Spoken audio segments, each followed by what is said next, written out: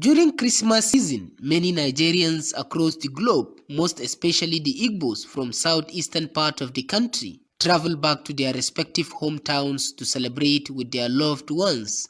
To the surprise of hundreds of widows, orphans, and non-indigenous traveling to their communities in the east, south, and western part of the country, Borno State Governor Professor Babagana Umara Zulum settled their transportation fees. The governor has done it again, he has done it before and is repeating it again. We are praying that God will continue to protect him and guide him. What he has done now has relaxed some minds. Duk Najeriya ba gwamnan da ya taɓa haka a jiharsa.